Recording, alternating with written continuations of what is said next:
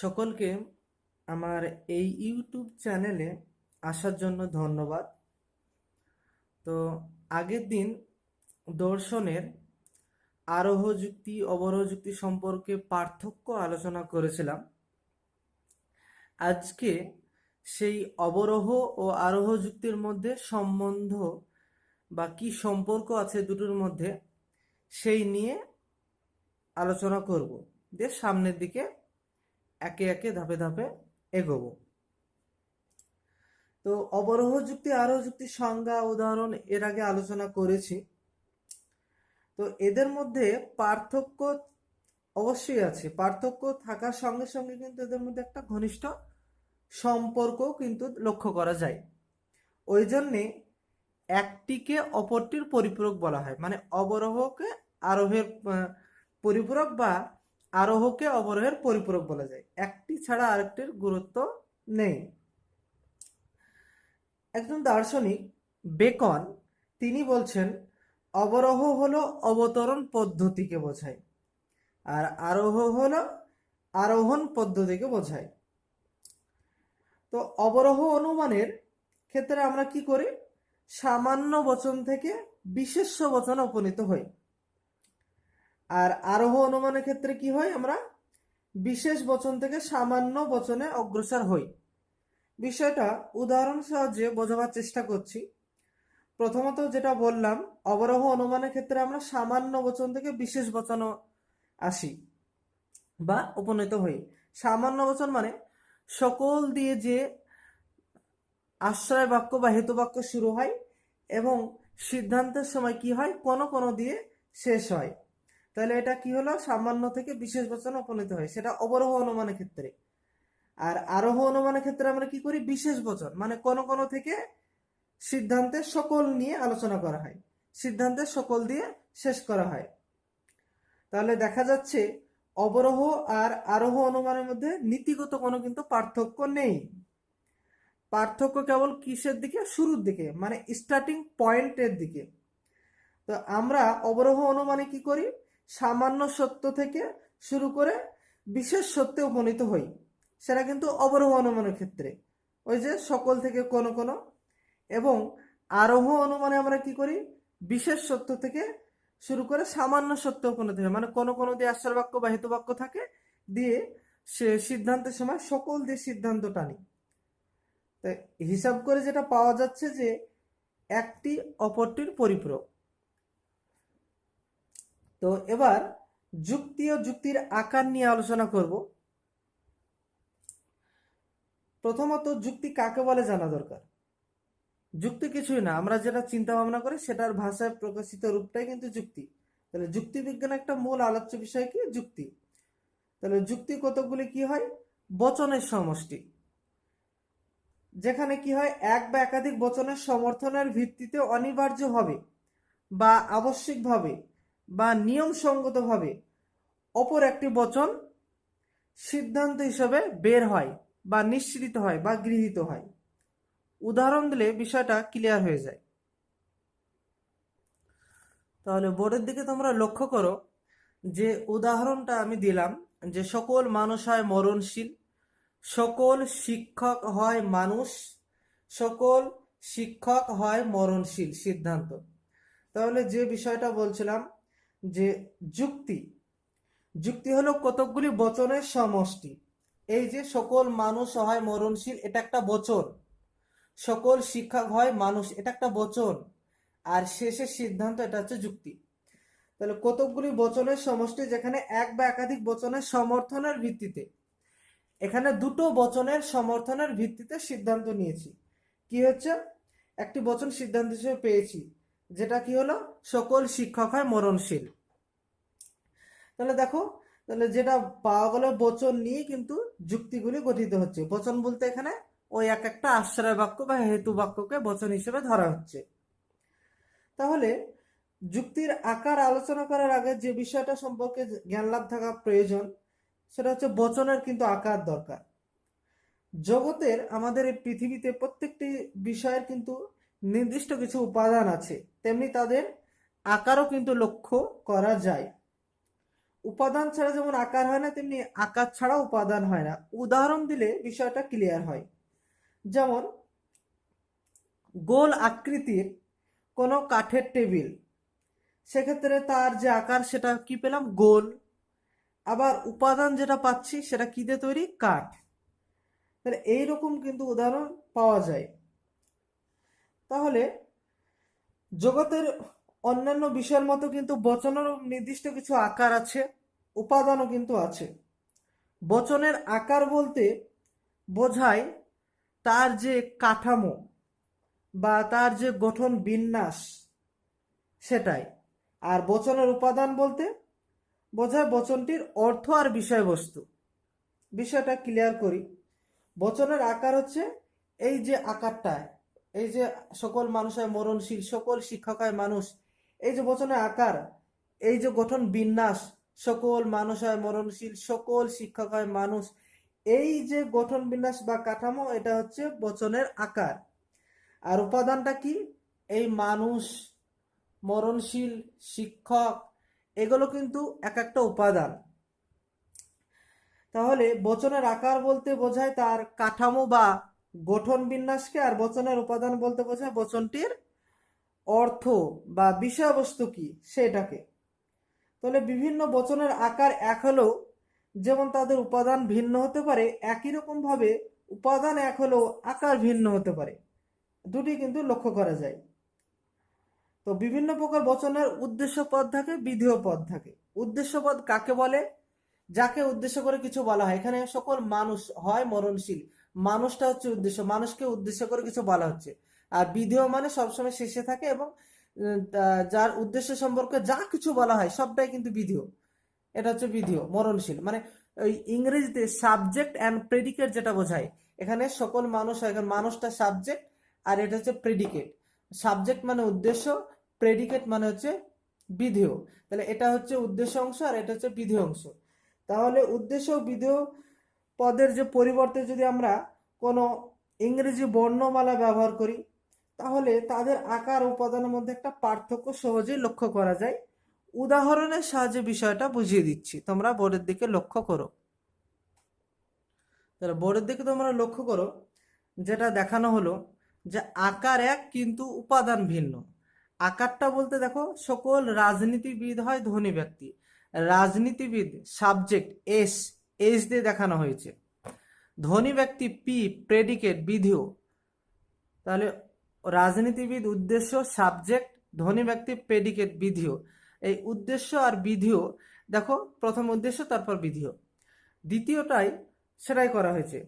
উদ্দেশ্য সকল বন্য প্রাণী, এখানে বন্য প্রাণী সাবজেক্ট উদ্দেশ্য, হয়ের পর হিংস্র প্রেডিকেট বিধেয়। এসপি বর্ণমালা দিয়ে এটা চিহ্নিতকরণ করছি সংক্ষেপে বোঝানোর জন্য। তাহলে দেখো বচন দুটির উপাদান কিন্তু এক নয়, কেননা রাজনীতিবিদ এটা একটা আলাদা উপাদান, ধনী ব্যক্তি আলাদা উপাদান, বন্যপ্রাণী আলাদা উপাদান, হিংস্র আলাদা উপাদান। কিন্তু দেখো উপাদান এক না হলেও এদের আকার কিন্তু এক আছে, এবং এই কারণে উপাদান এক নয় বলছি। রাজনীতি মানে আলাদা, বন্যপ্রাণী মানে আলাদা, ধনী ব্যক্তি আলাদা, হিংস্র আলাদা, এদের অর্থ কিন্তু আলাদা, তাই এদের উপাদানও কিন্তু আলাদা, কিন্তু এদের আকারটা কিন্তু এক। কিভাবে হচ্ছে, যে বচনের যে উদ্দেশ্য আর বিধেয় সেটা কিন্তু আমি এস আর পি দিয়ে বুঝিয়েছি, সাবজেক্ট অ্যান্ড প্রেডিকেট। এস ও পি, দেখো সকল এস হয় পি, সকল এস হয় পি। তাহলে দুটোর ক্ষেত্রে দেখো ওই বন্য প্রাণীগুলো, হিংস্রগুলো, এই যে রাজনীতিবিদ, এটাকে হটিয়ে দিলাম, এটাকে হটিয়ে দিলাম, তাহলে সকল এস হয় পি, সকল এস হয় পি। বিষয়টা নিচের দিকে দেখিয়ে দিচ্ছি দেখো। তাহলে বিষয়টা দেখো যে সকল রাজনীতিবিদ হয় ধনী ব্যক্তি। তো এখানে যে বিষয়টা লক্ষণীয়, যে রাজনীতিবিদ আমি ওটাকে তুলে দিলাম, যে সকল এস হয় পি, ধনী ব্যক্তি তুলে দিয়ে পি করলাম। তাহলে এই যে প্রথমটার আকার এস হয় পি, দ্বিতীয়টা দেখো অর্থগুলো চেঞ্জ করে দিলে সকল বন্যপ্রাণীর জায়গায় এস হয়, হিংস্র তুলে দিয়ে পি, তাহলে সকল এস হয় পি। তাহলে দুটো ক্ষেত্রেই দেখো একই আকার আসছে, এইটাই বোঝানোর চেষ্টা করছি যে এদের আকার এক কিন্তু উপাদান ভিন্ন। আর উপাদান ভিন্ন এই কারণে রাজনীতিবিদ আলাদা, বন্যপ্রাণী আলাদা, ধনী ব্যক্তি আলাদা, হিংস্র আলাদা। তাহলে এদের উপাদান কিন্তু ভিন্ন, অর্থ আলাদা, মানে আলাদা, কিন্তু এদের যে আকার সেই আকারটা কিন্তু দেখো একই আছে। সকল এস হয় পি, সকল এস হয় পি, সকল এস হয় পি, এদের আকারটা এক হয়েছে, সেটা কিন্তু প্রমাণ করা হলো। এবার পরের বিষয়ে যেটা আলোচনা করছি, উপাদান এক কিন্তু আকার ভিন্ন। বোর্ডের দিকে তোমরা লক্ষ্য করো। এবার দেখো যেটা দেয়া হলো, উপাদান এক কিন্তু আকার ভিন্ন। উপাদান এক কিভাবে হচ্ছে বিষয়টা দেখিয়ে দিই। সকল তীর্থযাত্রী হয় ধার্মিক, সকল তীর্থযাত্রী হয় ধার্মিক। পরেরটা, কোনো তীর্থযাত্রী নয় অধার্মিক। তাহলে বিষয়টা দেখো যে দুটি বচনের অর্থ কিন্তু অভিন্ন, কিন্তু বচন দুটির যে আকার যে ভিন্ন, তাদের উদ্দেশ্য বিধেয় দেখো এস বর্ণ এবং পি বর্ণ দিয়ে ব্যবহার করে দেখিয়ে দিয়েছি।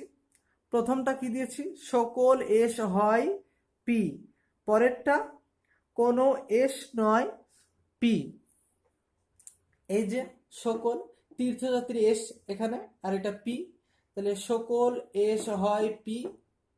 পরেরটা কোনো তীর্থযাত্রী নয় অধার্মিক, কোনো এই তীর্থযাত্রীর জায়গায় এস নয় আর অধার্মিক পি। তাহলে এদের মধ্যে দেখো বচন দুটির উপাদান এক কিন্তু আকার এদের ভিন্ন হয়ে গেছে। কিভাবে, যে দুটি বচনের অর্থ কিন্তু অভিন্ন, কিন্তু বচন দুটির যে আকার যে ভিন্ন, তাদের উদ্দেশ্য বিধেয় স্থলে দেখো এস আর পি বর্ণ ব্যবহার করে দেখা গেছে যে সকল এস হয় পি আর কোনো এস নয় পি।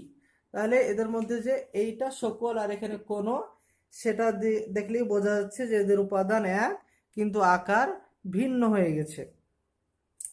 তাহলে অবরোহ যুক্তিতে বচনগুলি আকার নিয়ে আলোচনা করা হয়। বিষয়টা এর আগেও বলেছি যে অবরোহ যুক্তির ক্ষেত্রে আকার নিয়ে আলোচনা করা হয় যুক্তির, সেখানে তোমার বস্তুগত সত্যতা আছে কিনা সেটা দেখা হয় না। তাহলে তাদের উপাদান বা অর্থ নিয়ে কিন্তু সেখানে আলোচনা করে না। কোন একটি বচন বাস্তবে সত্য কিনা এটা এখানে বিবেচিত হয়ই না। কি বিবেচিত হয়, তার আকার, মানে বচনটি সত্য যদি হয় মেনে নিই, তাহলে আকারটি যথাযথ হয়েছে কিনা এটা এখানে বিচার করা হয়। তো যুক্তির ক্ষেত্রে দুটো দিক আছে, একটা আকারগত দিক আর একটা হচ্ছে উপাদানগত দিক। তাহলে আমি যেটা আগের দিন বলেছিলাম, অবরোহ যুক্তির ক্ষেত্রে আকারের দিকটাকেই লক্ষ্য করা হয়, বস্তুগত দিক মানে উপাদানগত দিক দেখে না। কিন্তু আরোহ যুক্তির ক্ষেত্রে আকারগত দিক বা বস্তুগত দিক বা উপাদানগত দিক দুটি কিন্তু লক্ষণীয় বিষয়, দুটিকেই বিচার করা হয়। এবার তোমাদের যুক্তির আকার নিয়ে আলোচনা করছি, বোর্ডের দিকে তোমরা লক্ষ্য করো। তাহলে যেটা দেখানো হলো যে যুক্তি সম্পর্কে জানা দরকার, যুক্তির আকার সম্পর্কে জানা দরকার। যে যুক্তি হলো যে কোনো বচনের যে আকার বা ছাঁচ বা ডাইস যেটাকে বলা হয়। তাহলে যুক্তির আকারের ক্ষেত্রে আমরা যুক্তির গঠন বিন্যাস বা তার কাঠামোকে বুঝি। তো যুক্তির যে আকার সেটা কি হচ্ছে, বচন গ্রাহক রূপে কতকগুলি প্রতীকের সন্নিবেশ যার মধ্যে কোনো বচন থাকে না, কিন্তু যখন কোনো গ্রাহকগুলির স্থলে বচন বসানো হয় তাকে যুক্তি বলে। তাহলে যে উদাহরণটা দিলাম, আসলে যুক্তির আকার হলো বচন গ্রাহক রূপে কতকগুলি প্রতীকের সন্নিবেশ। প্রতীক মানে চিহ্নকে বোঝায়। যেমন এক্ষেত্রে আমি পি, কিউ, আর, এস এইগুলো ব্যবহার করেছি বা করব। তো প্রতীকের সন্নিবেশ যার মধ্যে কোনো বচন থাকে না, কিন্তু যখন গ্রাহকগুলির স্থলে বচন বসানো হয় তখন তাকে যুক্তি বলে। গ্রাহক বলতে যে বিষয়টা বোঝায়, আসলে বচন গ্রাহকটা জানা দরকার, যে প্রতীকের দ্বারা কোনো বচনকে গ্রহণ করা যায়। তাকে বচন গ্রাহক বলে বা গ্রাহক প্রতীক বলে। যেমন আমি পি বসিয়েছি, কিউ বসিয়েছি, এগুলোকে এক একটা হচ্ছে বচন গ্রাহক বা গ্রাহক প্রতীক। এই সেই স্থানে আমি কি বসেছি, যে পি এর জায়গায় বৃষ্টি হয়, কিউ এর জায়গায় মাটি ভিজবে, তারপরে বৃষ্টি হয়েছে ওটা পি, মাটি ভিজবে যেটা সিদ্ধান্ত নিয়েছি কিউ। তাহলে যে বিষয়টা আমি দেখানোর চেষ্টা করলাম, আসলে নিয়ম অনুযায়ী যে কোনো যুক্তি আকারে ছোট বর্ণের যে পি, কিউ, আর, এস ইত্যাদি দিয়ে কিন্তু বোঝানোর চেষ্টা করা হয়ে থাকে লজিকের ক্ষেত্রে। তাহলে যদি বৃষ্টি হয় তাহলে মাটি ভিজবে, বৃষ্টি হয়েছে তাহলে মাটি ভিজবে, সিদ্ধান্ত এসেছি। তাহলে দেখো যুক্তিটির ক্ষেত্রে কি হয়েছে, বৃষ্টি হয় তাহলে মাটি ভিজবে, তাহলে বচন গ্রাহক হিসেবে আমি কি ব্যবহার করছি, বৃষ্টি হয় পি, তারপরে মাটি ভিজবে, তাহলে মাটি ভিজবে কিউ ব্যবহার করেছি। এবার এই যুক্তিটির আকার যেটা দাঁড়াবে বিষয়টা আমি দেখাচ্ছি, বোর্ডের দিকে তোমরা লক্ষ্য করো। তাহলে যে বিষয়টা আমি নিচের দিকে দেখালাম, যদি পি তাহলে কিউ, তাহলে এই বচনগুলোকে হটিয়ে দিয়ে আমি সংকেত বা প্রতীক বা চিহ্নগুলি ব্যবহার করছি। দেখো যদি বৃষ্টি হয় এখানে পি, তাহলে দিয়ে মাটি ভিজবে কিউ, কিউ নিয়েছি, তাহলে বৃষ্টি হয়েছে এই যে পি, এখানে পি বসিয়েছি, আর মাটি ভিজবে এটা কিউ, তাই এখানে কিউ সিদ্ধান্ত নিয়েছি। তাহলে যদি পি তাহলে কিউ, পি হয়েছে অতএব সিদ্ধান্ত কিউ হবে। এই জিনিসটা বোঝানো সম্ভব হলো। তাহলে দেখো যে বিষয়টা, যে বৃষ্টি হয় বচনটির জায়গায় আমি কি বসিয়েছি, পিউ, মাটি ভিজবে সেই বচনটির জায়গায় আমি কিউ বসিয়েছি বর্ণ। তাহলে এই পি, কিউ, তারপরে আমি বসাতে পারতাম আরো যদি কয়েকটা আশ্রয় বাক্য থাকতো বেশি করে, তাহলে সেক্ষেত্রে কিউ, আর, এস ইত্যাদি যেত। তাহলে এই যে চিহ্নগুলি এগুলো কিন্তু এক একটা বচন গ্রাহক বা গ্রাহক প্রতীক বোঝাচ্ছে এগুলোকে। তবে যুক্তির আকার গঠনের সময় যুক্তিতে বিভিন্ন বচনের যে অন্তর্ভুক্ত পদের ব্যবহার করা, পদ গ্রাহক হিসেবে সাধারণত আমরা বর্ণের যেগুলো ব্যবহার করি এস, পি, এম, ওইতে বর্ণ প্রতীকের কিন্তু ব্যবহার হয়, যেমনটা পি, কিউ ব্যবহার হলো। তো যুক্তিতে হয়তো বিভিন্ন বচনের পরিবর্তে আমরা অনেক সময় ছোট বর্ণের পি, কিউ, আর, এস প্রভৃতি বর্ণ প্রতীকের কিন্তু ব্যবহার করতে পারি। যেমন বিষয়টা উদাহরণ সাহায্যে বোঝানোর চেষ্টা করছি। তাহলে যেটা দেখানো হচ্ছে যে সকল দার্শনিক হয় মানুষ, কোনো অসৎ লোক নয় মানুষ, সিদ্ধান্ত কোনো অসৎ লোক নয় দার্শনিক। তাহলে যেটা হচ্ছে যে সকল এই যে দার্শনিক, এটা পি ব্যবহার করলাম, মানুষ এম আশ্রয়বাকের ক্ষেত্রে, তাহলে এই যে এটাকে প্রতীক চিহ্ন হিসেবে পি আর এটাকে এম ধরলাম। কোনো অসৎ লোক এটা এস আর এটা এম, এটা এম এই কারণে এখানে এম আছে এটা মানুষের ক্ষেত্রে, তাই এখানেও এম নিয়েছি। কোনো অসৎ লোক, এইখানে অসৎ লোক এস আছে তাই এখানেও এস, নয় দার্শনিক, এখানে পি আছে তাই এখানেও পি। তাহলে দেখো আকারটা কি দাঁড়াচ্ছে, সকল পি, সকল পি হয় এম।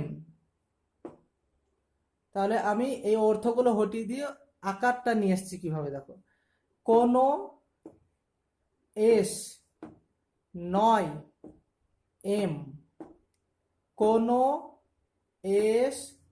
এস নয়, আর এটা পি। তাহলে দেখো যে বিষয়টা বোঝালাম, যেখানে কি হয়েছে, প্রথমত দার্শনিককে পি নিয়েছি, পরবর্তীকালে দেখো মানুষটাকে এম, পরে অসৎ লোক এস, তারপর মানুষ এম, অসৎ লোক এস, দার্শনিকটা পি, প্রথমে যেটা পি নিয়েছি। তাহলে দেখো এই এক একটা পদের বর্ণ প্রতীক কিন্তু আমরা নিয়েছি এস, পি, এম এইভাবে। তাহলে যেটা পাওয়া যাচ্ছে যে যে প্রতীকের দ্বারা যুক্তির অন্তর্ভুক্ত যে বচনগুলি আছে, এই যে বচন, এইগুলো সব বচন, এই বচনগুলির পদসমূহকে গ্রহণ করা হয় কিসের দ্বারা, সাংকেতিক চিহ্ন দ্বারা।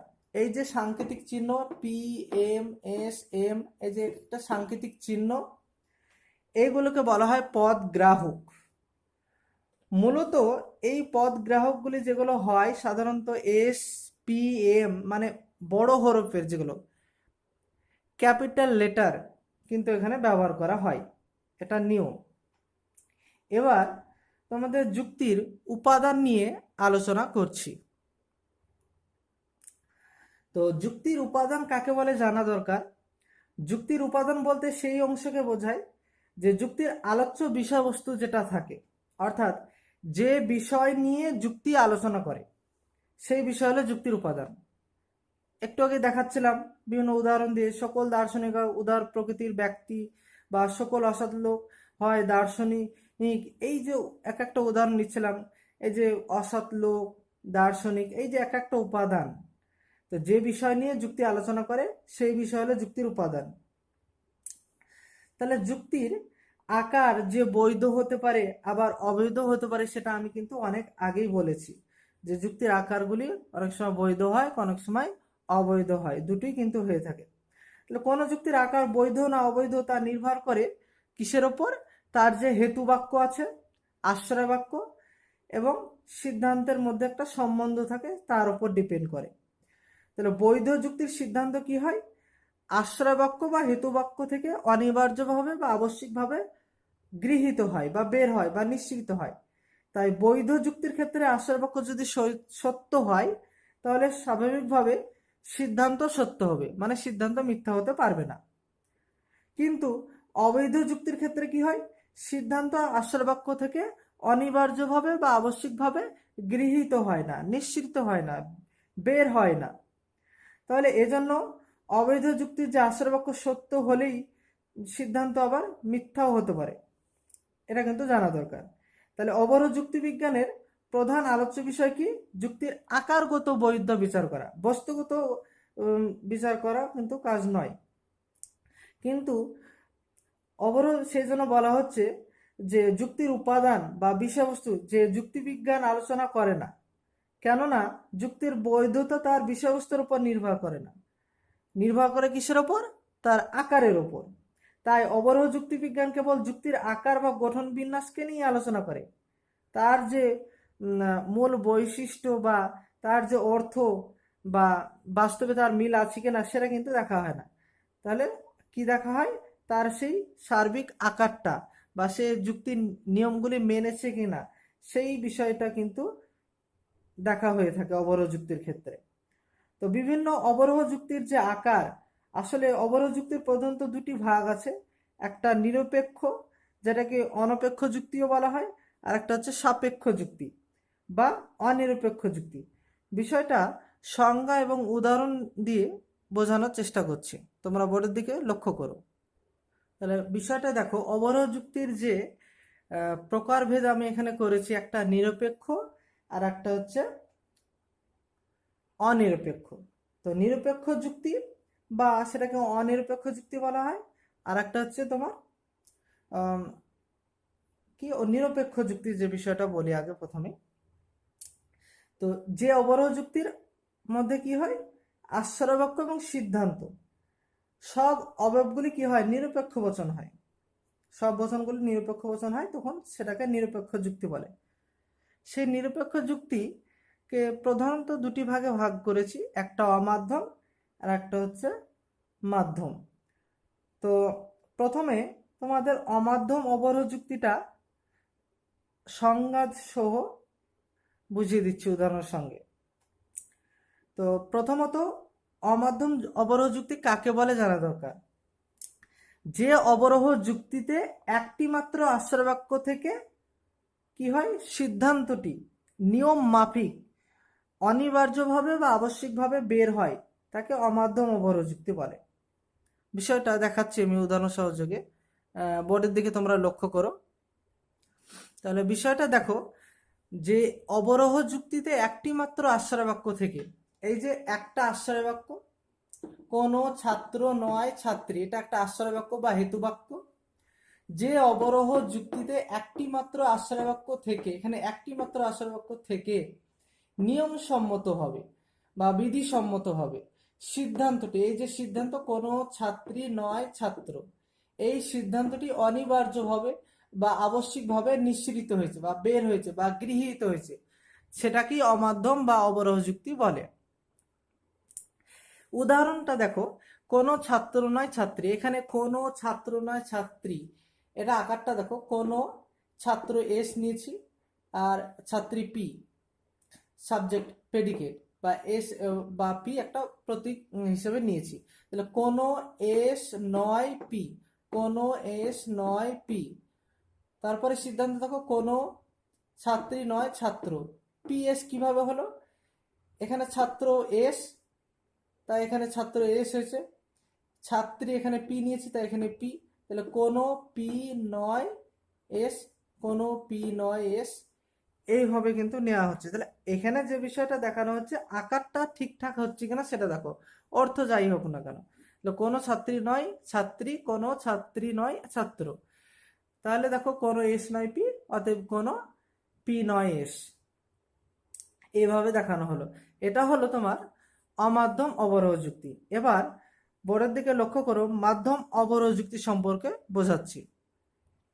তাহলে দেখো সংজ্ঞা যেটা দেওয়া হয়েছে, যে অবরোহ যুক্তিতে দুটি আশ্রয় বাক্য থেকে নিয়ম সম্মতভাবে সিদ্ধান্তটি অনিবার্যভাবে গৃহীত হয় তাকে মাধ্যম যুক্তি বলে। এর আগে অমাধ্যমের মতোই, কিন্তু অমাধ্যমে কি ছিল, যে একটি মাত্র আশ্রয় বাক্য থেকে, কিন্তু এখানে দুটি মাত্র আশ্রয় বাক্য থেকে সিদ্ধান্ত গৃহীত হচ্ছে নিয়মসম্মতভাবে, এটাকে মাধ্যম অবরোহ যুক্তি বলে। যেটা এখানে আমি দেখিয়ে দিয়েছি, যে সকল দয়ালু ব্যক্তি হয় পরিশ্রমী, তারপরে সকল ডাক্তার হয় দয়ালু ব্যক্তি, দ্বিতীয় আশ্রয় বাক্য, সিদ্ধান্ত এসেছে সকল ডাক্তার হয় পরিশ্রমী। তাহলে এখানে যে আমি আকারটা নিয়েছি, বিষয়টা দেখিয়ে দিচ্ছি, বোর্ডের দিকে লক্ষ্য করো।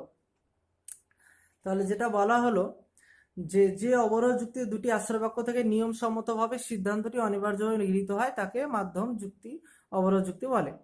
তাহলে দেখো, সকল দয়ালু ব্যক্তি হয় পরিশ্রমী, তাহলে এটাকে এম ধরেছি, এটাকে পি, তারপরে সকল ডাক্তার এস প্রতীক চিহ্ন নিলাম, হয় দয়ালু ব্যক্তি, দয়ালু ব্যক্তি এখানে এম ছিল তাই এখানে এম, সকল ডাক্তার, ডাক্তার এখানে এস নিয়েছি তাই এখানে এস, হয় পরিশ্রমী, পরিশ্রমী এখানে পি তাই এখানে পি। তাহলে দেখো, সকল দয়ালু ব্যক্তির জায়গা এম, এম, হয়, হয় পরিশ্রমী পি, পি, তাহলে সকল এম হয় পি, সকল এই যে এস, সকল এস হয় এম, সিদ্ধান্ত এসেছি সকল ডাক্তার হয় পরিশ্রমী, ডাক্তার এস, সকল এস হয় পি, পরিশ্রমী। বিষয়টা দেখো, যে এদের মধ্যে একটা কি হয়েছে, একটা নিরপেক্ষ ন্যায় কিন্তু তৈরি হচ্ছে যুক্তির ক্ষেত্রে। আর এই প্রত্যেকটা যেগুলো অবয়বগুলো নিয়েছি বচনগুলি, সেগুলো কিন্তু সব নিরপেক্ষ বচন। তাহলে মাধ্যম অবরোহ যুক্তি আর অমাধ্যম অবরোহ যুক্তি উদাহরণের সাহায্যে কিন্তু বুঝিয়ে দেওয়া হলো। আশা করি তোমরা বুঝতে পেরেছো। এবার সাপেক্ষ যুক্তি, এই সাপেক্ষ যুক্তি সম্পর্কে আলোচনা করব। যেটা দেয়া হলো, দেখো, যে যে অবরোহ যুক্তির প্রধান আশ্রয় বাক্যটি একটি প্রাকল্পিক বচন, এই যে উদাহরণের সাহায্যে বোঝানোর চেষ্টা করছি। দেখো, যদি ভালো পড়াশোনা করো, এখানে করে আছে, বা পড়াশোনা করো বা করে, তাহলে ভালো ফল পাবে। তাহলে যে বিষয়টা দেখানো হয়েছে, যে যদি ভালো পড়াশোনা করো তাহলে ভালো ফল পাবে, এটা কিন্তু একটা প্রাকল্পিক বচন। এবার কি আছে, এর যে এবং অপ্রধান আশ্রয় বাক্য, এটা হচ্ছে প্রধান আশ্রয় বাক্য, প্রথমে যেটা আছে এটা হচ্ছে অপ্রধান আশ্রয় বাক্য বা হেতু বাক্য। এই বচনটি কি হচ্ছে, এবং এই সিদ্ধান্তটি নিরপেক্ষ বচন হয়। তাহলে অপ্রধান আশ্রয় বাক্য, এই যে অপ্রধান আশ্রয় বাক্য, ভালো পড়াশোনা হয়েছে, এটা অপ্রধান আশ্রয় বাক্য, এবং সিদ্ধান্তটি, এই যে সিদ্ধান্ত ভালো ফল হবে, এটা কি হচ্ছে, নিরপেক্ষ বচন হয়েছে। তাহলে কি হলো, এটাকে প্রাকল্পিক যুক্তি কিন্তু বলছে। এবং এটাকে আকারের সাহায্যে বোঝানোর চেষ্টা করছি, যে যদি যদি ভালো পড়াশোনা করো বা করে, তাহলে এটাকে পি ধরি, তাহলে পি তাহলে কিউ, তাহলে যদি পি তাহলে কিউ, তাহলে ভালো পড়াশোনা করেছে হয়েছে, তাহলে এটা পি, এটা পি নিয়েছি পি। আর সিদ্ধান্ত দেখো ভালো ফল হবে কিউ, কিউ, তো যদি পি তাহলে কিউ, তাহলে পি হয়েছে, অতএব কি। এ হচ্ছে প্রাকল্পিক যুক্তি। এবার বৈকল্পিক যুক্তি নিয়ে আলোচনা করছি। তাহলে দেখো, যে অবরোহ যুক্তির প্রধান আশ্রয় বাক্যটি একটি বৈকল্পিক বচন, এই যে হয় আমি মাঠে যাব অথবা আমি স্কুলে যাব, এই হয় আমি মাঠে যাব অথবা আমি স্কুলে যাব, এটা হচ্ছে একটি বৈকল্পিক বচন বা আশ্রয় বাক্য। এবং অপ্রধান আশ্রয় বাক্য মানে এই যে আমি মাঠে যাব না, এটা হচ্ছে অপ্রধান আশ্রয় বাক্য। এবং সিদ্ধান্ত আমি স্কুলে যাব, এটা সিদ্ধান্ত। এটা যদি নিরপেক্ষ বচন হয় তাহলে তাকে বৈকল্পিক যুক্তি বলে। তাহলে হয় আমি মাঠে যাব অথবা আমি স্কুলে যাব, আমি মাঠে যাব না, সিদ্ধান্ত এসেছে আমি স্কুল যাব। তাহলে হয় আমি মাঠে যাব, তাহলে এই আমি মাঠে যাব এটা পি, অথবা আমি স্কুলে যাব এটা কিউ। তাহলে হয় পি অথবা কিউ। আমি মাঠে যাব না, তাহলে এটা যেহেতু পি ছিল তাহলে এটা না বাচক হয়ে গেছে, তাই এটা নয় পি। অতএব আমি স্কুলে যাব, অতএব কিউ, যেটা আমি স্কুলে যাব এটা কিউ ছিল, এটা কিউ, এই যে কিউ, এটা কিউ হয়েছে। তাহলে এইভাবে কিন্তু কয়েকটা বর্ণ প্রতীকের সাহায্যে বিষয়টা বোঝানোর চেষ্টা করা হলো। তাহলে এভাবে আমরা কি করছি, যুক্তি থেকে যুক্তির আকার গঠন করছি প্রতীকের সাহায্যে। কিন্তু প্রশ্ন হলো যে আমরা কি যুক্তির আকার থেকে যুক্তি পেতে পারি? অবশ্যই আমরা যুক্তির আকার থেকে যুক্তি পেতে পারি। তো যুক্তির আকার থেকে যুক্তি সম্পর্কে এবার আলোচনা করছি, তোমরা বোর্ডের দিকে লক্ষ্য করো। তাহলে দেখো যুক্তির আকার থেকে কিভাবে যুক্তি পাওয়া যাচ্ছে। আসলে যুক্তির আকার হলো যুক্তির কাঠামো বা সেই ছাঁচকে বোঝায়। তো এই কাঠামো বা ছাঁচে কি হয়, ওই বর্ণ প্রতীক যেগুলো আছে M P S M S P যেগুলো দিয়ে আছে বর্ণ প্রতীক বা চিহ্ন, ওই সব জায়গায় কি হচ্ছে, কোনো অর্থপূর্ণ বচন যদি আমি বসাই তাহলে যুক্তি পাবো। কিভাবে পাবো, আমি উদাহরণের সাহায্যে বিষয়টা বুঝিয়ে দিচ্ছি। দেখো, এটা যুক্তির আকার থেকে এখানে যুক্তি পেয়েছি কিভাবে, সকল এম হয় পি, এটা যুক্তির আকার, এটা একটা বচন বা আশ্রয় বাক্য। সকল এস হয় এম, সকল এস হয় পি।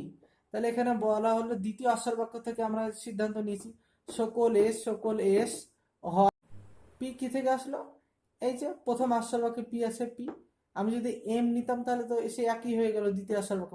আমি সিদ্ধান্ত নিচ্ছি সকল এস হয় পি। তাহলে দেখো সকল জড় বস্তু, এটা এম, জড় বস্তু এম এর জায়গায় আমি জড় বস্তু কোনো যা কিছু দিতে পারে আমি।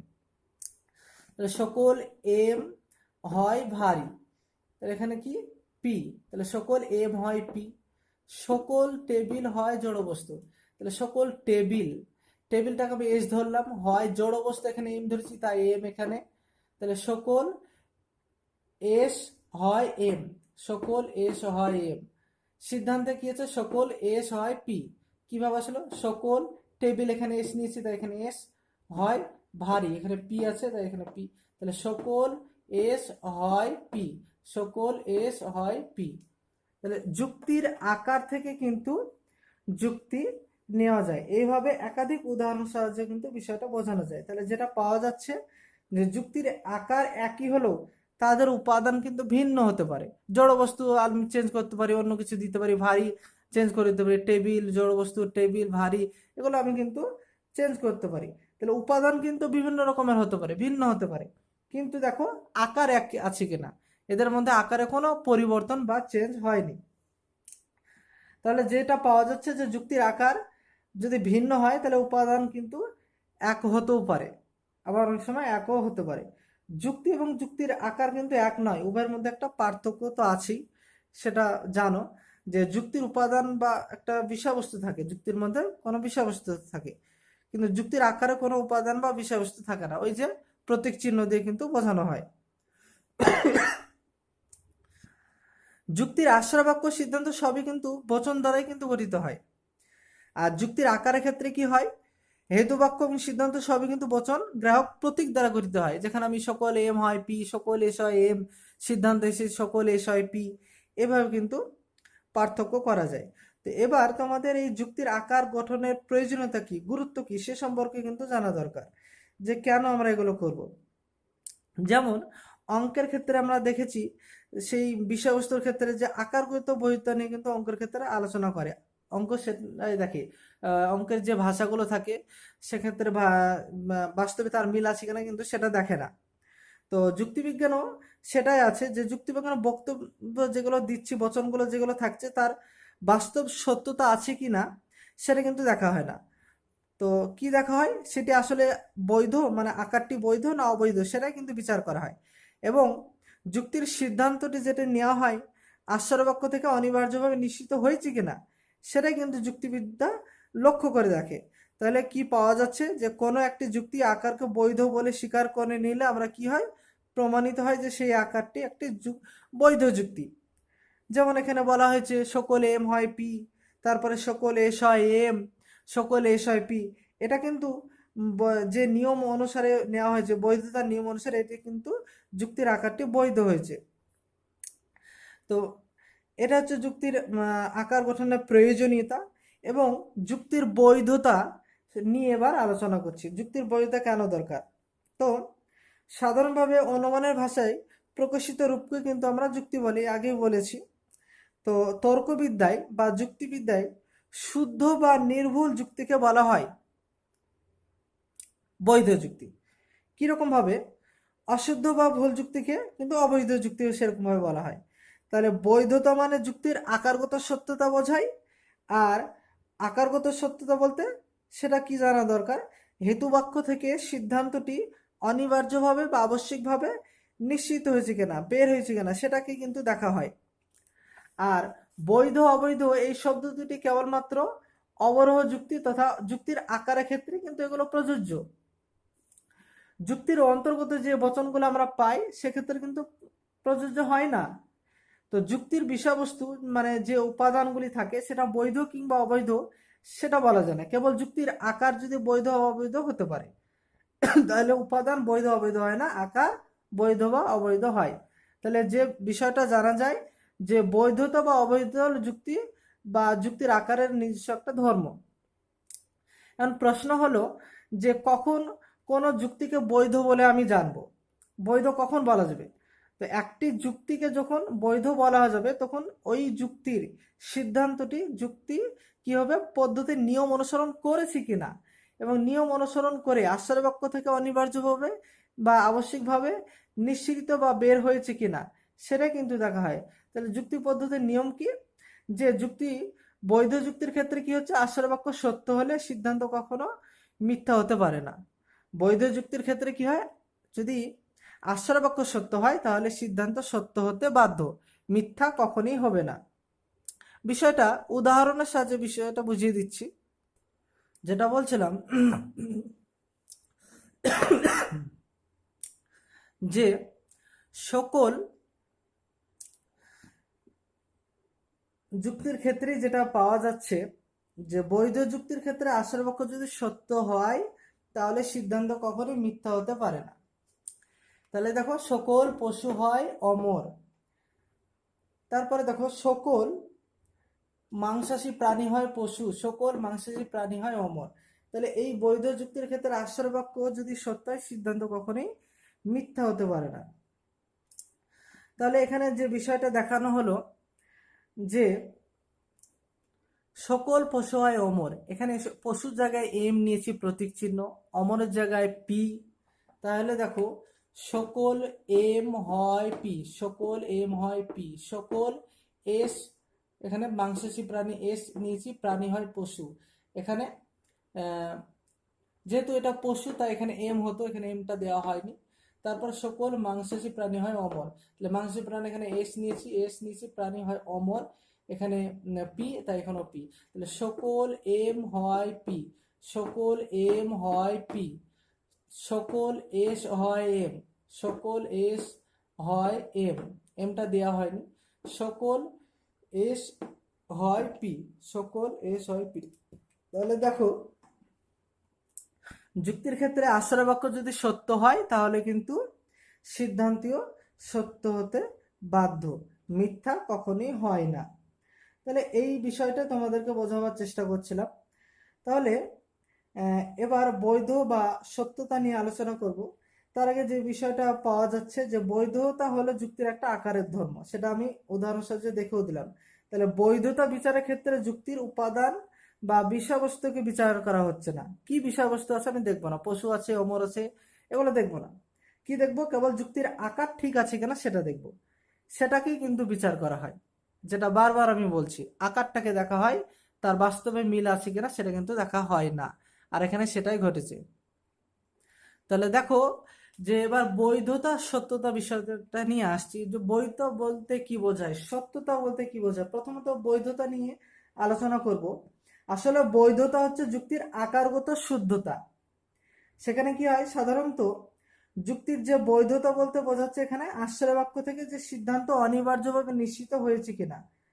বৈধ অবরোধ যুক্তির ক্ষেত্রে যুক্তি পদ্ধতির নিয়মগুলি যথাযথভাবে পালন করেছি কিনা, অনুসরণ করেছি কিনা। সুতরাং যেটা পাওয়া যাচ্ছে যে কোনো যুক্তির আকারগত বৈধতা তার আশ্রয় বাক্যের সত্যতার উপর নির্ভর করে না, কিন্তু নির্ভর করে কিসের উপর?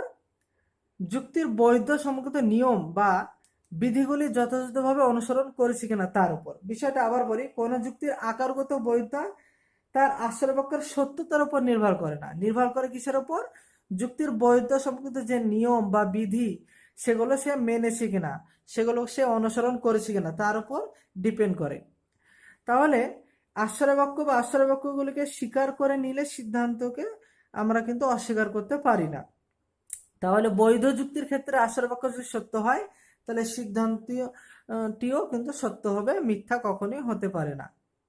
তাহলে এই একটা বিষয় যে বৈধতার লক্ষণ যেগুলো পেলাম, যে বৈধ যুক্তির আশ্রয় বাক্য থেকে যে সিদ্ধান্তটি আসবে বা পাবো সেটা অনিবার্যভাবে বা আবশ্যিকভাবে বের হয়।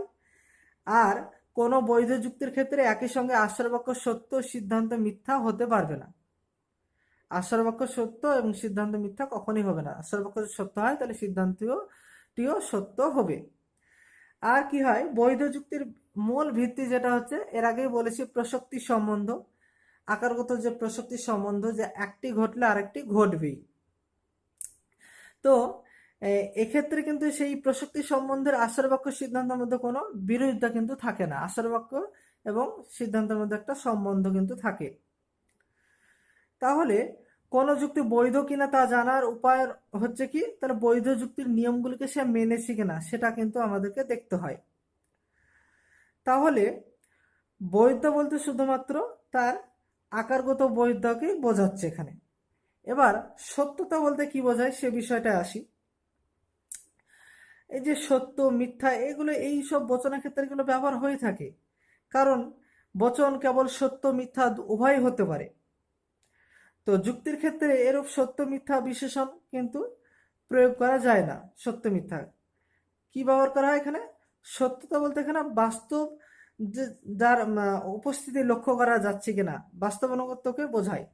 তো যদি কোনো বচনে প্রকাশিত বিষয়ের সঙ্গে বাস্তব জগতের মিল থাকে তাহলে বচনটি সত্য হবে, আর যদি মিল না থাকে তাহলে বচনটি মিথ্যা হবে।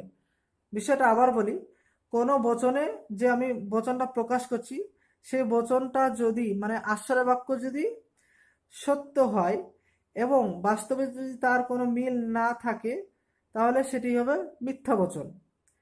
তাহলে বচনে এই সত্য বা মিথ্যা দুটো দিক আসছে, একটা আকারগত সত্যতা, একটা হচ্ছে বস্তুগত সত্যতা। এর আগে আমি বলেছি অবরোহ যুক্তির ক্ষেত্রে আকারগত সত্যতাকেই বিচার করা হয়, বস্তুগত সত্যতা বিচার করা হয় না, কিন্তু আরোহ যুক্তির ক্ষেত্রে আকারগত সত্যতা এবং বস্তুগত সত্যতা উভয়টাকেই কিন্তু বিচার করা হয়। তাহলে আকারগত সত্যতা মানে কি, যখন কোনো বচনের অন্তর্গত যে পদগুলি ব্যবহার হচ্ছে তার মধ্যে একটা কি থাকে, সম্বন্ধ আছে কিনা। একটি পদের সঙ্গে অপর পদের একটা বিরোধিতা যদি না থাকে, যদি সম্বন্ধ থাকে তাহলে আকারগত সত্যতা তার মধ্যে আছে, সেটা স্বীকার করা হয়। যদি আমি বলি ত্রিভুজটি হয় তিন বাহু বিশিষ্ট, তাহলে এই যে আমি বচন ব্যবহার করলাম এটা সত্য, অবশ্যই সত্য, কারণ আমি বললাম ত্রিভুজটি এই একটা পদ, আর 3 বাহু বিশিষ্ট হয় ত্রিভুজ, এটা একটা পদ। তাহলে এই দুই পদের মধ্যে কিন্তু কোনো বিরোধ নেই, দেখো। তো এক্ষেত্রে আকারগত এটা সত্য হয়েছে। যদি আমি বলি একটি বৃত্ত মানে গোলাকার বৃত্ত যদি 3 বাহু বিশিষ্ট হয় তাহলে মিথ্যা হয়ে যাবে, কারণ বৃত্ত একটা পদ আর 3 বাহু বিশিষ্ট একটা পদ। তাহলে বৃত্ত তো গোলাকার হয়, তাহলে 3টি বাহু কি করে হতে পারে? তাহলে এদের মধ্যে যে একটা উদ্দেশ্য আর একটা বিধিও, এটা পরস্পর বিরোধী হয়ে যাচ্ছে। তাহলে বচনটি আকার কি হবে? মিথ্যা হয়ে যাবে। এইটা আমি বোঝাবার চেষ্টা করছি, যে একটির সঙ্গে আরেকটি যাতে সম্পর্ক থাকে, কোনো যেন বিরোধ না থাকে। তাহলে কোনো বচনের সঙ্গে যদি বাস্তব জগতের মিল থাকে তাহলে বচনটি কি হবে? বস্তুগতভাবে সত্য হয়। আর যদি বাস্তব জগতের মিল না থাকে তাহলে বচনটি কি হয়? মিথ্যা হয়। যদি আমি বলি বরফ হয় শীতল, এটা বাস্তব সত্য। যদি বলি বরফ হয় উষ্ণ মানে গরম, তাহলে কিন্তু মিথ্যা হয়ে যাবে। এইটাই। তাহলে বচনের বস্তুগত সত্যতা কিন্তু যুক্তিবিজ্ঞানের মূল আলোচ্য বিষয় নয়। বচনের যে আকারগত বিষয় সেটাই কিন্তু তর্ক বিজ্ঞানের মূল আলোচ্য বিষয়। তাহলে যে বিষয়টা বলছিলাম বৈধতা আর সত্যতা, এই দুটো বিষয় কিন্তু এক নয়। বৈধতা শব্দটি কেবলমাত্র যুক্তি বা যুক্তির আকারের ক্ষেত্রে প্রযোজ্য হয়, কিন্তু যুক্তির অন্তর্গত বচনগুলির ক্ষেত্রে কিন্তু প্রযোজ্য হয় না বৈধতা। অর্থাৎ যুক্তি কখনোই সত্য বা মিথ্যা হতে পারে না, যুক্তি সর্বদা কি হয়? বৈধ অথবা অবৈধ হয়। অপরদিকে সত্য আর মিথ্যা যে বিষয়টা বলছিলাম, যে যুক্তির অন্তর্গত বচনগুলির ক্ষেত্রে প্রযোজ্য হয় কিন্তু যুক্তির ক্ষেত্রে প্রযোজ্য হয় না। কিভাবে? বচন কখনোই বৈধ বা অবৈধ হতে পারে না, বচন সর্বদা কি হয়? সত্য বা মিথ্যা হয়, এটা সত্যতার ক্ষেত্রে। এক কথায় বৈধতা অবৈধতা হলো যুক্তির, এগুলোকে একটা গুণ, বচনের নয়। আবার সত্যতা মিথ্যাতা হলো বচনের গুণ, যুক্তির নয়। দুটো কিন্তু আলাদা বিষয়। এটা হচ্ছে সত্যতা এবং বৈধতার মধ্যে পার্থক্য। তাহলে কোনো বৈধ যুক্তির আশ্রয় বাক্য মিথ্যা হলে তার সিদ্ধান্ত কি সত্য হবে না মিথ্যা হবে? তাহলে কি পাওয়া যায়? বৈধ যুক্তির আশ্রয় বাক্য মিথ্যা হলে সিদ্ধান্ত সত্য হতে পারে, আবার মিথ্যা হতে পারে, সেটা বৈধ যুক্তির ক্ষেত্রে। তাহলে আসলে আশ্রয় বাক্য এবং সিদ্ধান্তের সত্যতা আর মিথ্যাতা মিলে মোট 4টি সম্ভাব্য অবস্থা কিন্তু পাওয়া যায়। সেই বিষয়গুলি উদাহরণের সাহায্যে বোর্ডে বুঝিয়ে দিচ্ছি। তাহলে যেটা দেওয়া হলো, আশ্রয় বাক্য সত্য এবং সিদ্ধান্ত সত্য।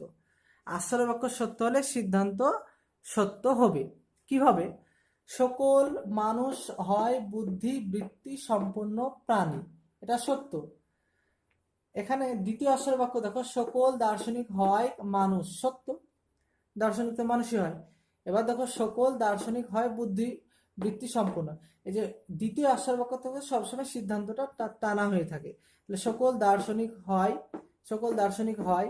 এবার কি আছে? এই মানুষটা কমন আছে। তাহলে সকল দার্শনিক হয় কি আছে? বুদ্ধিবৃত্তি সম্পন্ন প্রাণী। এই যে বুদ্ধিবৃত্তি সম্পন্ন প্রাণী। তাহলে এই আকারগুলো কিন্তু অনেক আগে বুঝিয়েছি। তাহলে যে বিষয়টা পাওয়া যাচ্ছে, যে আশ্রয় বাক্য সত্য হলে সিদ্ধান্ত সত্য হচ্ছে, সেটাই দেখো সকল দার্শনিক হয় বুদ্ধিবৃত্তি সম্পন্ন প্রাণী, সত্য হয়েছে। তাহলে এক্ষেত্রে যুক্তির যে পদ্ধতি বা নিয়ম সেটা কিন্তু সেখানে মেনেছে, ফলে কি হয়েছে? যুক্তিটি বৈধ হয়েছে। তাহলে আশ্রয় বাক্য সত্য এবং সিদ্ধান্ত সত্য, যুক্তিটি বৈধ হবে। বিষয়টা আবার বলি, আশ্রয় বাক্য সত্য এবং সিদ্ধান্ত সত্য, যুক্তিটি বৈধ হবে। এটা হচ্ছে নিয়ম, যে সকল ক্ষেত্রে আশ্রয় বাক্য সত্য এবং সিদ্ধান্ত সত্য হয় তাহলে যুক্তিটি বৈধ হিসেবে বিচার করব। এবার দ্বিতীয় যে বিষয়টা দেখা যায়, আশ্রয় বাক্য মিথ্যা এবং সিদ্ধান্ত সত্য, তাহলে কিন্তু যুক্তিটি বৈধ হবে। কিভাবে? দেখিয়ে দিচ্ছি, বোর্ডের দিকে লক্ষ্য করো।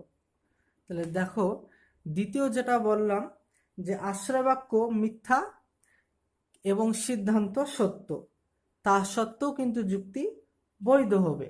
কিভাবে? যেমন কোনো বল নয় গোলাকার, বল নয় গোলাকার, কোনো বল নয় গোলাকার, বল তো গোলাকারই হয় কিন্তু কোনো বল নয় গোলাকার বলেছি, তাহলে এটা মিথ্যা, এটা মিথ্যা বচন। তারপরে দেখো, এটা মিথ্যা আশ্রয় বাক্য। তারপরে দেখো সকল ত্রিভুজ হয় বল, এটাও তো মিথ্যা, ত্রিভুজ আবার বল হয় নাকি? তাহলে দেখো দুটো মিথ্যা আশ্রয় বাক্য বা হেতু বাক্য বা বচন থাকলেও সিদ্ধান্ত কি হয়েছে? দেখো সত্য হয়েছে। তাহলে কোনো ত্রিভুজ নয় গোলাকার, তাহলে দেখো এখানে সকল ছিল, এখানে কোনো নিয়েছি, যেখানে ত্রিভুজটা নিয়েছি, নয় নিয়েছি, দিয়ে এখানে গোলাকার করেছি, এই যে গোলাকার। তাহলে দেখো কোনো ত্রিভুজ নয় গোলাকার, এটা সত্য হয়েছে। তাহলে এটা সত্য হয়েছে, সঙ্গে সঙ্গে যুক্তিটি কি হয়েছে, বৈধ হয়েছে। কিভাবে? এখানে সমস্ত নিয়ম কিন্তু দেখো মেনেছে, ভিতরে যাই থাকুক না কেন, অর্থ যাই বোঝাক না কেন, এখানে কিন্তু আকারগত সত্যতা লক্ষ্য করা গেছে। তাহলে আশ্চর্য বাক্য মিথ্যা, কিন্তু সিদ্ধান্ত এখানে সত্য হয়ে গেছে, অতএব যুক্তিটি কিন্তু বৈধ হয়েছে। দেখো কোনো ত্রিভুজ নয় গোলাকার, ত্রিভুজ তো গোলাকার নয়, ঠিকই তো, সত্যই তো হয়েছে। এবার আশ্চর্য বাক্য মিথ্যা এবং সিদ্ধান্ত মিথ্যা, তবুও যুক্তিটি বৈধ কিভাবে হচ্ছে দেখিয়ে দিচ্ছি, বোর্ডের দিকে লক্ষ্য করো। এবার দেখো আশ্চর্য বাক্য মিথ্যা এবং সিদ্ধান্ত মিথ্যা, তবুও যুক্তিটি বৈধ হবে কিভাবে?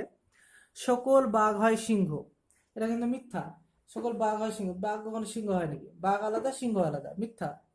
সকল দ্বিপদ বিশিষ্ট প্রাণী হয় বাঘ, এটাও তো মিথ্যা।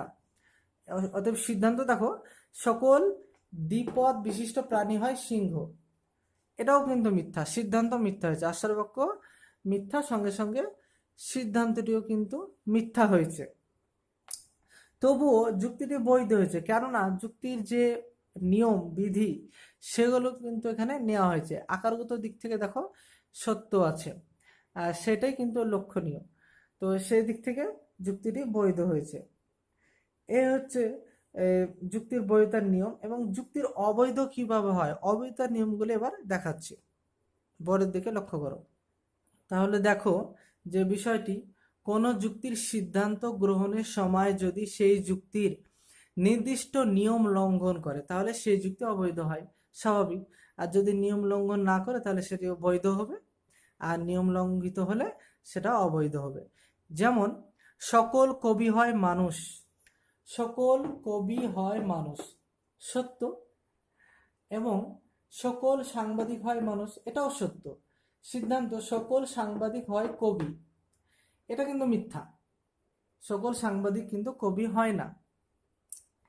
এখানে দেখো যে বিষয়টা লক্ষণীয়, তাহলে এই যে আমি প্রতীক চিহ্ন নিয়েছি, সকল পি হয় এম, সকল সাংবাদিকটা এস আর মানুষটা এম, এখানে এম নিয়েছি তাই এম, তাহলে সকল এস হয় এম, এবং সিদ্ধান্ত দেখো সকল, এই যে এস নিয়েছি তাই এস হয় কবি, তাহলে সকল এস হয় কবি, এখানে পি আছে তাই এখানে পি, তাহলে সকল এস হয় পি। তাহলে এখানে দেখো যে আশ্রয় বাক্য সত্য, দুটো আশ্রয় বাক্যই সত্য হয়েছে, কিন্তু সিদ্ধান্ত মিথ্যা হয়ে গেছে, অতএব যুক্তিটি অবৈধ। তাহলে যে বিষয়টা আমি প্রথম থেকে বোঝাচ্ছিলাম যে আশ্রয় বাক্য সত্য, সিদ্ধান্ত সত্য, তাহলে যুক্তিটি বৈধ হবে। আশ্রয় বাক্য মিথ্যা, সিদ্ধান্তটিও কি হবে, মিথ্যা, তবুও যুক্তিটি বৈধ হবে। আশ্রয় বাক্য মিথ্যা, সিদ্ধান্ত সত্য, যুক্তিটি বৈধ হবে। কিন্তু আশ্রয় বাক্য সত্য কিন্তু যুক্তি মানে সিদ্ধান্ত যদি মিথ্যা হয় তাহলে কিন্তু সেটি অবৈধ হয়ে যাবে। তাহলে এই বিষয়টা ভালো করে মনে রাখতে হবে যে আশ্রয় বাক্য সত্য হলে আর সিদ্ধান্ত মিথ্যা হলে যুক্তিটি অবৈধ হবে। সেটা উদাহরণ দিয়ে বোঝানোর চেষ্টা করলাম। দেখতে পাচ্ছ যে সকল পি হয় এম, সকল এস হয় এম, সকল এস হয় পি।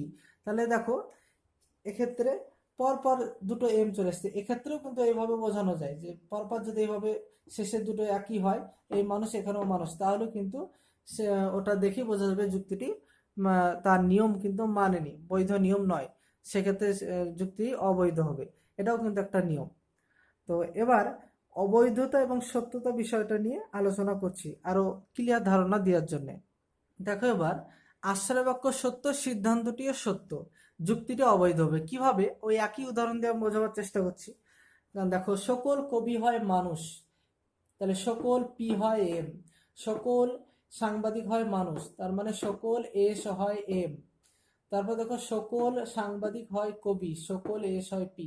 তাহলে দেখো এই যে সকল পি হয় এম, সকল এস হয় এম, সকল এস হয় পি, এখানে যে বিষয়টা বোঝানোর চেষ্টা করলাম, এখানে যুক্তিটি অবৈধ হয়েছে, কেননা এখানে যে যুক্তির যে নিয়ম, ন্যায় যুক্তির যে নিয়ম সেটা কিন্তু পালন করা হয়নি, তাই যুক্তিটি কি হয়েছে, অব্যাপ্য হেতু দোষে দুষ্ট হয়েছে। কিভাবে বিষয়টা দেখো, এখানে যে মানুষ কমন আছে, এখানেও মানুষ, প্রথম আশ্রয় বাক্য শেষ যেটা আছে যে প্রধান আশ্রয় বাক্যের শেষটা দেখো মানে সাবজেক্ট আর প্রেডিকেট মানে বিধেয় অংশটা মানুষ আছে, এখানেও বিধেয় অংশ মানুষ দিয়ে কি হয়েছে সিদ্ধান্ত নেওয়া হয়েছে সকল সাংবাদিক হয় কবি।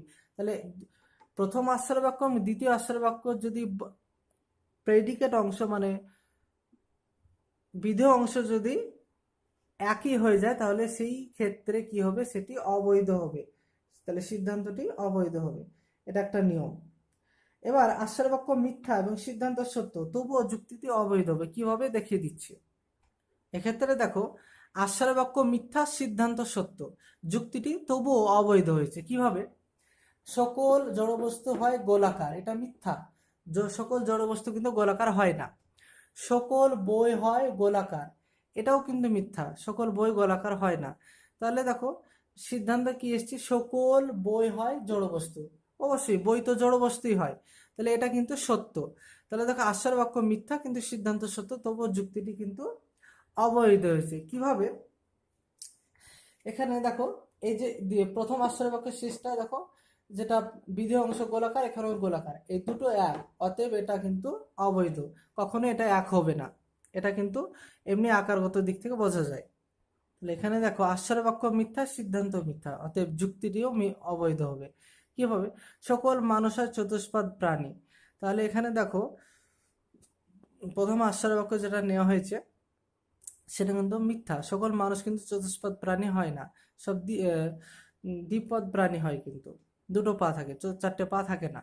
তাহলে সকল চতুষ্পদ, দ্বিতীয় আশ্রয় বাক্য দেখো সকল চতুষ্পদ প্রাণী হয় পাখি, এটাও ভুল, এটাও মিথ্যা। সিদ্ধান্ত কি এসছে সকল পাখি হয় মানুষ, এটাও মিথ্যা।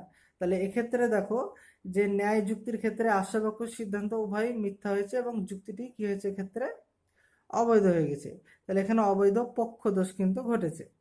এবার শেষ যে নিয়মটা সেখানে আসছে, দেখো যে আশ্রয় বাক্য সত্য এবং সিদ্ধান্ত মিথ্যা যুক্তিটি অবৈধ। সকল কুকুর হয় প্রাণী, সকল কুকুর হয় প্রাণী সত্য, কুকুর তো প্রাণী হয়। সকল বিড়াল হয় প্রাণী, এটাও সত্য, দুটো আশ্রয় বাক্যই সত্য আছে। সিদ্ধান্ত দেখো সকল বিড়াল হয় কুকুর, কখনই না, এটা মিথ্যা। তাহলে দুটো আশ্রয় বাক্য সত্য আর সিদ্ধান্ত মিথ্যা। এক্ষেত্রে দেখো তার নিয়ম কিন্তু সে মানেনি কিভাবে। এখানে দেখো প্রাণী আছে প্রথম আশ্রয় বাক্য, দ্বিতীয় আশ্রয় বাক্য একই আছে শেষেরটা, এটা প্রাণী এটাও প্রাণী, অতএব এটা আকারগত দিক থেকে সে যুক্তির নিয়ম কিন্তু লঙ্ঘন করেছে, তাই এটা কিন্তু অবৈধ হয়েছে। তাহলে সংক্ষেপে আমি একবার বোর্ডে ছকের মাধ্যমে পুরো বিষয়টা ক্লিয়ার করে দিচ্ছি, তোমরা দেখে নাও। তাহলে দেখো বিষয়টা যে বৈধ যুক্তির ক্ষেত্রে তিনটে বিকল্প কিন্তু এখানে আছে। আশ্রয় বাক্য যদি সত্য হয়, আশ্রয় বাক্য সত্য হলে সিদ্ধান্তও সত্য হতে পারে, আশ্রয় বাক্য মিথ্যা হলে সিদ্ধান্ত সত্য হতে পারে, আর আশ্রয় বাক্য মিথ্যা হলে সিদ্ধান্ত মিথ্যা হতে পারে। তো দেখো যে এই সত্য যোগ সত্য, আশ্রয় বাক্য সত্য সিদ্ধান্ত সত্য যুক্তিটি বৈধ হবে। আশ্রয় বাক্য মিথ্যা সিদ্ধান্ত সত্য যুক্তিটি বৈধ হবে। আশ্রয় বাক্য মিথ্যা সিদ্ধান্তটি মিথ্যা যুক্তিটি বৈধ হবে, কিন্তু আশ্রয় বাক্য যদি সত্য হয় আর সিদ্ধান্ত মিথ্যা হলে যুক্তিটি অবৈধ হবে। এটা বেশি করে লক্ষ্য করো যে আশ্রয় বাক্য সত্য আর সিদ্ধান্ত মিথ্যা যুক্তিটি অবৈধ হবে। তাহলে কোন ক্ষেত্রে যুক্তিতে কি হচ্ছে, বৈধ যুক্তির ক্ষেত্রে আশ্রয় বাক্য সত্য হলে সিদ্ধান্ত মিথ্যা হতে পারে না, আর সিদ্ধান্ত যদি মিথ্যা হয়ে যায় তাহলে সেটি অবৈধ হবে। এবার দেখো অবৈধ যুক্তির ক্ষেত্রে চারটে বিকল্প কিন্তু লক্ষ্য করা যায়। সেই বিকল্পগুলি কি কি, এগুলো হতে পারে যে আশ্রয় বাক্য সত্য হলে সিদ্ধান্তও সত্য হতে পারে, আশ্রয় বাক্য মিথ্যা হলে সিদ্ধান্তও সত্য হতে পারে, আশ্রয় বাক্য মিথ্যা হলে সিদ্ধান্ত মিথ্যা হতে পারে, আবার আশ্রয় বাক্য সত্য হলে সিদ্ধান্তও মিথ্যা হতে পারে। এ হচ্ছে অবৈধ যুক্তি। তাহলে বৈধ যুক্তি অবৈধ যুক্তি পুরোটাই ছকের মাধ্যমে ক্লিয়ার করে বোঝানো হলো। আশা করি তোমরা বুঝতে পেরেছো। আজকের ক্লাস এই পর্যন্তই, সকলে ভালো থাকবে।